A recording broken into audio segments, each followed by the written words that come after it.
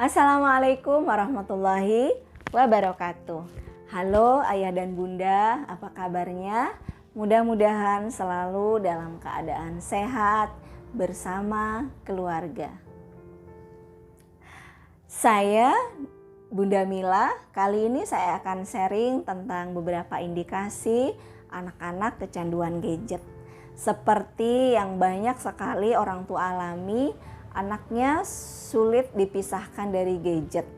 Sulit sekali untuk diajak menaruh sebentar gadgetnya. Seolah-olah mereka sudah sulit dipisahkan, mau makan pegang gadget, mau tidur bawa gadget, taruh di bawah bantal, mau aktivitas apapun, mau bermain juga gadgetnya tidak bisa ditinggal dan sebagainya. Ini adalah hal-hal yang banyak, kondisi yang banyak dialami oleh para orang tua, terutama setelah fase daring ini, setelah di masa pandemi ini, karena memang anak-anak belajar secara daring sehingga aktivitas dengan gadget itu lebih intens lagi, lebih banyak porsinya.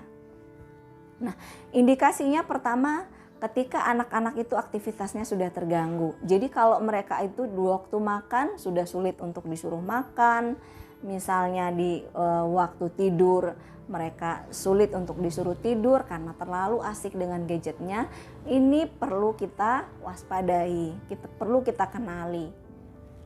Kemudian yang kedua, tidak mau berinteraksi dengan orang lain. Orang lain ini di luar dirinya, artinya dia sudah kalau di dalam keluarga, di dalam rumah, dia biasanya sulit untuk diajak bicara.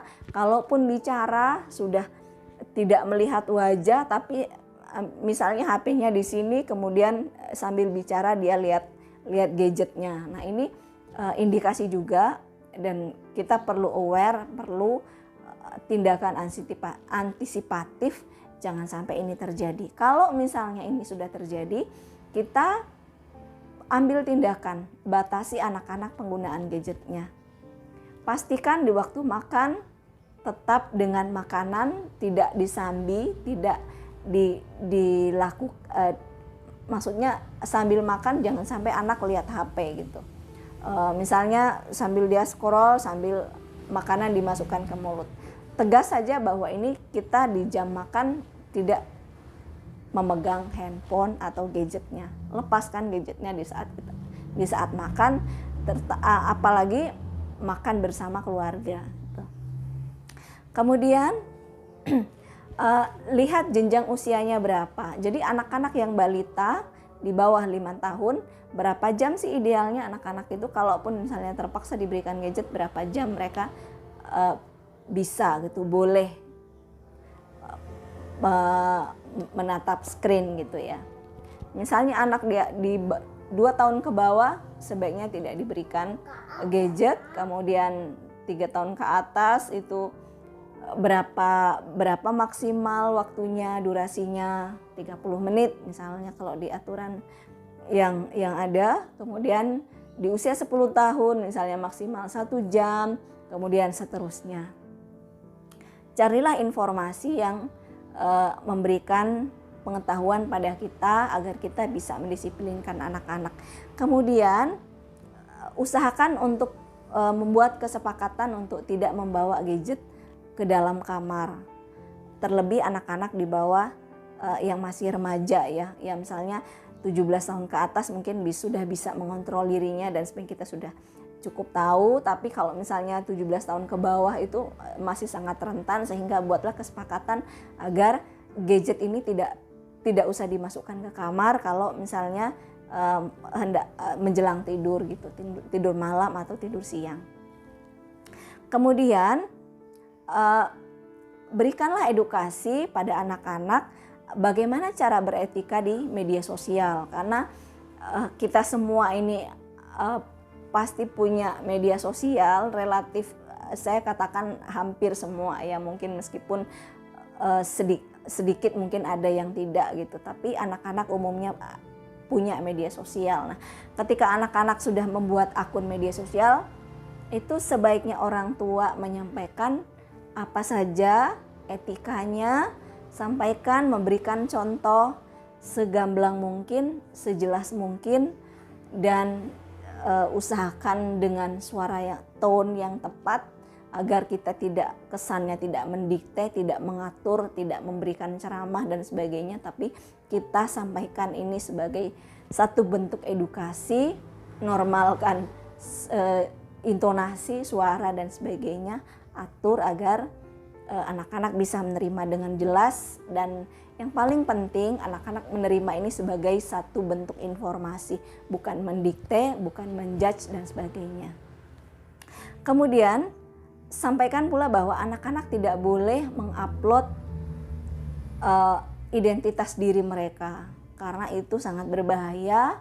Ada banyak orang di luar sana yang kita tidak tahu, bisa jadi dia manfaatkan itu menjadi hal yang buruk dan tentu tidak kita inginkan seperti itu. Itu beberapa tips, beberapa indikasi. Kemudian tipsnya apa saja? Tipsnya pertama, batasi penggunaan gadget. Kemudian kedua, perbanyaklah ngobrol dengan anak-anak. Kalau mereka bermain game, cek lagi gamenya apa saja, apa bahayanya, sudah tepatkah usianya dengan game itu. Karena itu meskipun gamenya sama tapi di usianya berbeda, itu tentu akan memberikan efek. Maka di setiap game itu pasti ada ketentuan usia dan sebaiknya kita sadar dan tahu itu.